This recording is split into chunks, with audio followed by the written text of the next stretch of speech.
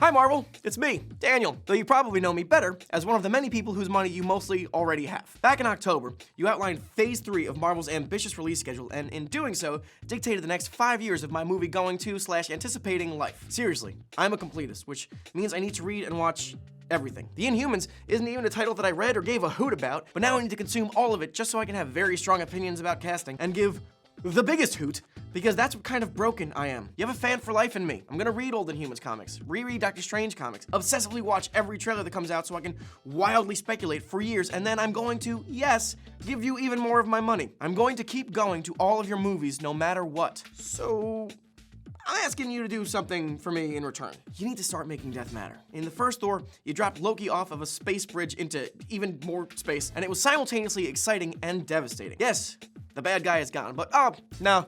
Maybe he was just misunderstood and he was Thor's brother after all, so that's, man, there's a lot of stuff that he needs to oh wait, no, I don't actually have to process any of that because he's already back to life in the post-credit sequence. Then you killed him again in Thor 2, back in the habit, in what was both perfect closure of his arc as a character and a really heartbreaking scene. Let's do an anatomy of this scene and talk about why it's effective. Here's Loki saving his big brother Thor, doing one of the first truly decent things he has ever done and showing real growth as a character. He's not a petulant boy anymore, lamenting the fact that he's not sitting on the throne that he believes is his by right. He's putting himself out there and helping the brother for the greater good. Character growth. It's important. It's one of the things movies are made of. The monster sword hugs Loki to death, and Thor screams, "No!" the way movie people, and exclusively no real people, do. What this does is make Loki's involvement in this battle not just helping his brother defeat some hug monsters, it becomes a selfless sacrifice. It has meaning. We watched Loki kill a whole bunch of people we cared about, more on that later, try to take over the world, and just be evil in a general sort of way. A dramatic sacrifice like this is one of the only things that could have redeemed this character. And it works! His last act involves strapping a bomb to the hug monster and saying, "See you in hell, monster." Thor spends the whole movie working with Loki, yes, but also reminding him that he does not and will never trust him or care for him. What makes you think you can trust me? I don't. You betray me, and I will kill you. I wish I could trust you. He only knows Loki's help when he's entirely out of options and has every intention of returning Loki to prison as soon as their mission is over. Vengeance. And afterward this cell. You must be truly desperate. This is when we hear Loki say, I'm sorry. I'm sorry. and it's incredibly emotional and effective. Loki's apologizing sincerely for everything, and Thor accepts. Everything about this scene works when you watch it. And then you get to the end of the movie and learn that Loki is, surprise, alive again and was only fooling again, and just like, fuck.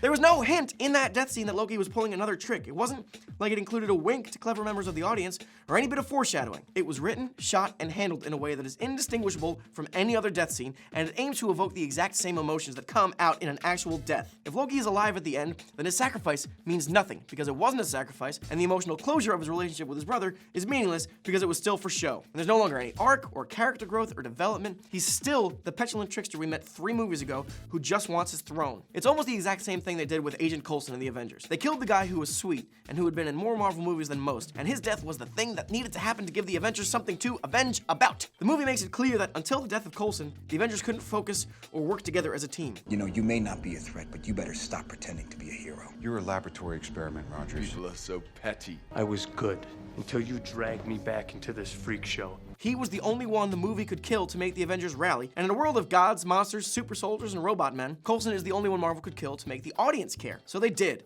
But, surprise! Got out of the ICU. Fury stuck me in a grass shack in Tahiti.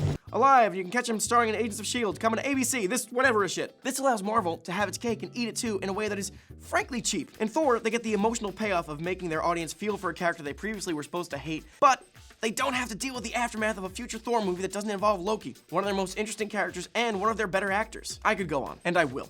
They get to kill Nick Fury to establish that the stakes in Winter Soldier are altogether higher and to establish that the soldier himself must be real damn good. But then, nope. Fury's alive, and Bucky's alive too, as long as we're counting, which I am. Let's even look at the Guardians of the Galaxy. Groot, who has gotta be top 5 of everyone's favorite talking tree monsters, is the sweet and big-hearted buddy who sacrificed himself so his team, like the Avengers before them, could rally and work together to defeat a common enemy. Ronan killed Groot, doing one of the only truly unforgivable things he could have done in an otherwise fairly wacky movie. But even that doesn't matter, because by the end, the Groot root is all...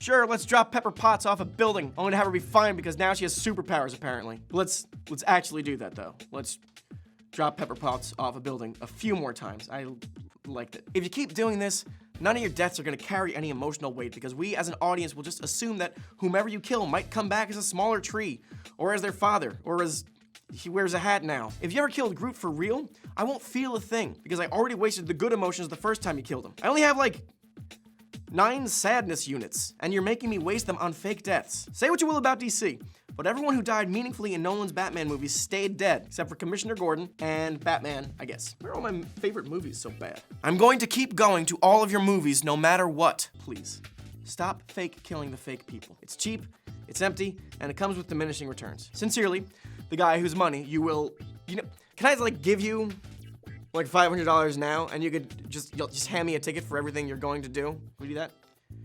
Say so in the comments, Marvel. What else was I supposed to say? Oh, spoilers! This video contains spoilers.